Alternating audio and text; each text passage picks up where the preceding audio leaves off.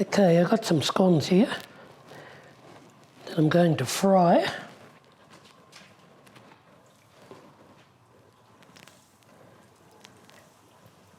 So I've just heated up the oil and I mixed this batch up earlier. I've got the heat on right down low because you cook them, when you fry them you cook them on low. I used about, I think it's a 270 ml of coconut milk, a little dash of coconut cream in the bowl first, and then I added about 2.5, almost 2 3/4 cups of self-raising flour, pinch of salt, about a half a teaspoon of baking powder, and mixed it up into a nice dough that's nice and soft. After I kneaded it out, rolled it, kneaded it up into a ball, and I let it sit for about 20 minutes. You don't want the dough, you got to have the dough a little bit sticky, not too sticky. Cut it in half, cut the dough after you roll it out to that 1 centimetre thickness, cut it in half, then cut the half in half again, and then shape it into triangles. But I got 13 of these scones out of that 2 3/4 cups of flour, right? So when you let it sit, that's the trick. I let mine sit for about 20 plus minutes, so that when you throw them in, they'll puff up and they'll rise really lovely. So that's the end result of the fried scones. So what I'm going to do now is, I'm just going to make the, like the sauce or the coconut milk anyway, that'll marinate the fish. So I've got just, now some people what they'll do is, they'll think because it's coconut curry they'll put heaps of curry in. It's not about the curry. The curry's just there for the flavouring. So I've only used about 1/4 teaspoon there, right? So I've put that curry powder in there. Then I'll use some turmeric just to give it a bit more of that yellow colour. So I've got a 400 ml can of premium coconut milk, right? Shake it well. Right, pour the coconut milk in.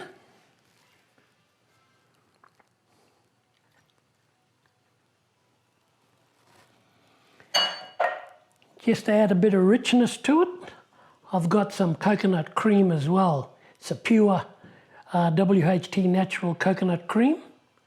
Okay, so I'll pour that in there as well, just to make it nice and sweet.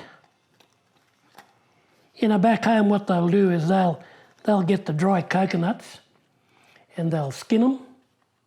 They'll skin them on a pick, then they'll split them in half, and they got what they call a mudu. It's a coconut scraper.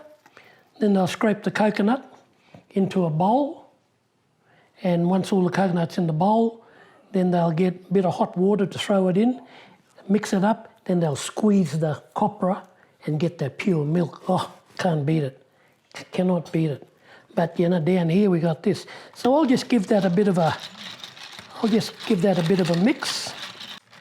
Remember, it's not the curry powder, it's just a touch of curry powder and a touch of turmeric to give it the colouring with the coconut milk. Add some salt.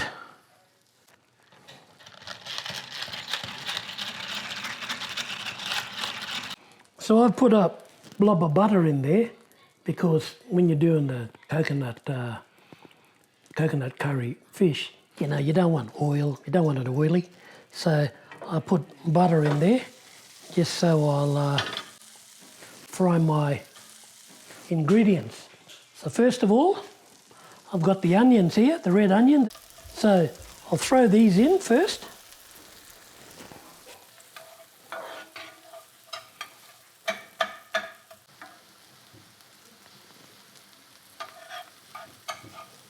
Just, you know, getting them into about half cooked. Then I've got the red capsicum, yellow capsicum, green capsicum. Now And I've got a knob of ginger, and I'll just chuck that in.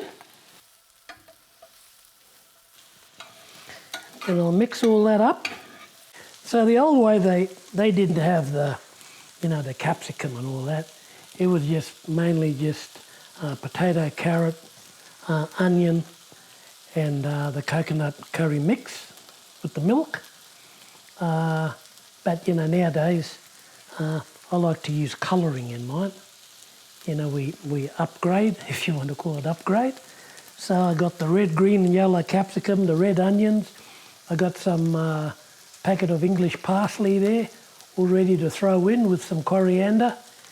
And I've got some potato and potato and carrot as well. The fish will go in last, of course. Of course, the fish don't take long to cook. So as you can see, I'm doing it all in a frying pan. And that's how simple this meal is. It really is a simple dish. I've got 2 potatoes that I preheated before, 1 carrot, and I've diced it all up. So I'll just chuck that in there. So the potatoes and that are reasonably, they're not too hard, but they're almost cooked, same as a carrot. So I'll just throw that in there. You gotta chuck that salt in there with a touch of pepper. Give that a stir.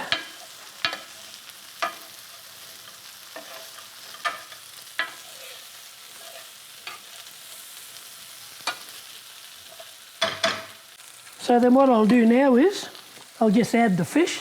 This is blue-eyed cod that I've cut it up into cubes. So I've salt and peppered that. So I'll just throw the cod in there. You can use most fish, but I like to use the cod here in Canberra. Of course, it's a nice fleshy fish. But the better the fish, the better your dish will be, of course. But I love this blue-eyed cod. It's nice and fleshy, and it won't break. It won't smash or anything. You can use any fish: mullet, coral trout, red emperor, all the good fish from Queensland. I'm going to add the coconut milk and cream that I mixed up with the curry powder and turmeric before. So I've turned my heat down low, and I'm going to pour the mixture in. As you can see that colouring in there? It's not the curry, it's the colouring that you want. Look at that, beautiful. I've got my heat turned down low. And then I'll add the leaf and tomatoes towards the end, to garnish it, make it look like it's really out of this world. It's quite simple. Torres Strait Islanders, cook a lot of this stuff, particularly, with pork, with mainly with fish though, coconut milk, damper and scones with coconut milk, and then, good diet. See, a lot of these meals, like this and that, I think they originated from the pearling days when the Asians came over. When the Asians came over, like the Filipinos, the Malayans, and they introduced all these herbs and spices, So we add them to our coconut milk. And even though that's why you go to a lot of Asian restaurants and you can see the, coconut milk and the rice and, the fish and some of their meals. But we've done it for so long now, when the Asians and Filipinos and Japanese and all them came through in the pearling days. So now that we claim this as one of our own dishes. So that's just about almost done, the fish.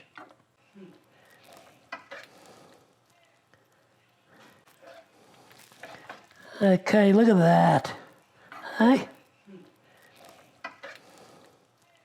So I'll give the fish and that in the coconut milk another 5 minutes, and then I'll add the parsley, the parsley leaf, and the touch of coriander that's in there as well, with these little tomatoes, just to, you know, make it look pretty, some garnishing, etc., but it also adds to the flavour. Okay, so now I'm just going to add the tomatoes, put the leaf in that I've washed and cleaned. Once that leaf is wilted, then it's all ready. Well, it's a pity you can't smell this.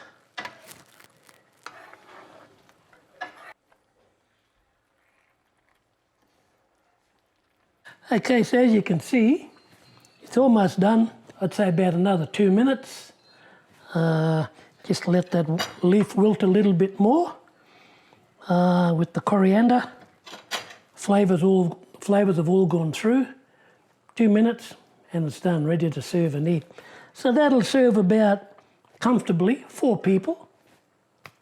Easily, easy. Have it with rice, a little bit of fried scone, and we'll see how we go. Okay, so that's it. That's the dish. Subbi Subbi fish, coconut curry fish with rice. All done, ready to eat. It'll serve 4, maybe 5, depending on the portions that you'll use. Now, everybody makes it differently. Everyone's got their own touch to it. This is mine. This is the way I do it. And this is what I call Awa Benny's fried scone and Subbi Subbi fish and rice.